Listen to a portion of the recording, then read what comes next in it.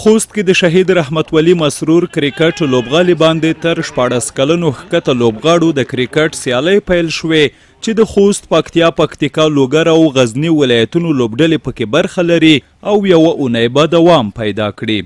خوست کې د کرکټ بورډ مسؤلین دا ډول سیالۍ د 19 کلنو لوبډلې ته د وړ لوبغاړو په پیژندنه او ورتګ کې مهمې بولي او زیاتوي د زونونو په سطحه تر لوبو وروسته به تکړه لوبغاړي د 19 کلنو په سکواډ کې شامل او د 2026 میلادي کال نړیوال جام کې به د افغانستان په استازیتوب ولوبیږي.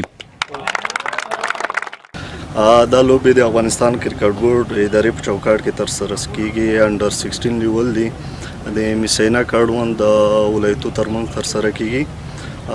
د لوبو کې چې هر لوبغاړي کارکردګي وکړه د میسینا کا استازیتوب کوي. لوبغاړي هم خوښي څرګندوي چې دوی ته د خپلو وړتیاو د ښودلو او مخته تګ ښه زمینه برابره شوې ده.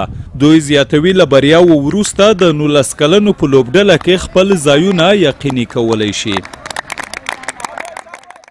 دا لوبې موږ لپاره ډېر ښې ځکه دا انډر 16 لوبې دي. که موږ پام وکړو انټر کلب لوبې چې دي دغه کې هر رقم ته خلک لوبېدی سي. د نورو کالو په پرتله سږ کال مخکې به د ډېر عمر کسان ورچول کېدل او په واسطې به اوس انډر 16 د 14 کلونو نه هېڅوک نه ماني د زګیرۍ په واسطه. زه ډېر په ځان مطمئن یم، په ورځ کې ډېر بلونه ولم او ځان سره ډېر کوشش کوم او زه اوس ډېر مطمئن یم چې زه به انشاءالله یو ځای ته رسېدلی سم. دا موږ لپاره ډېره مهمه دي چې دغه کې موږ کامیاب سو مخته لاړ سو.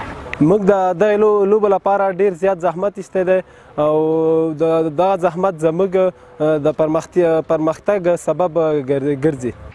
اخوا د خوست امنیه قمندانۍ مسؤلین چې د یادو سیالیو په پرانیست غونډه کې یې ګډون کړی وایي دا ډول سیالۍ د ځوانانو ترمنځ د یووالي او همغږۍ په رامنځته کېدو کې مهم رول لري او له دې لارې ځوانان له بدو او ناروا کړنو خوندي پاتې کېدای شي.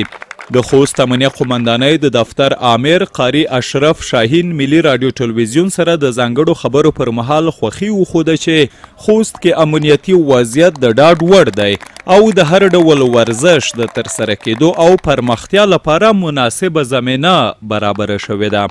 ښاغلی شاهین لوبغاړو او تماشاچیانو ته ډاډ ورکوي چې د مرکز ولسوالیو په کچه د هرې لوبې ترسره کېدو ته لازمې تیاریانې لري او امنیتي ځواکونه به یې روحن او جسمن امنیت تامینوي. دا لوبې چې دي دا د صحت ته فایده لري، د نشهیي توکو مخنیوی کوي. نو الحمدلله موږ به د ځوانانو سره څانګ په څانګ ولاړ وو. هر چېرته که کومه ولسوالۍ کې یا مرکز کې دی دا رقم لوبې په لاره اچوي. انشاءالله د امنیه قمندانۍ پرسونل ټول د دی په خدمت کې ده. موږ به دی په څانګ ولاړ وو انشاءالله. وروسته د یوې جالبې لوبې په پیلېدو د یادو سیالیو رسمي پرانیسته وشوه.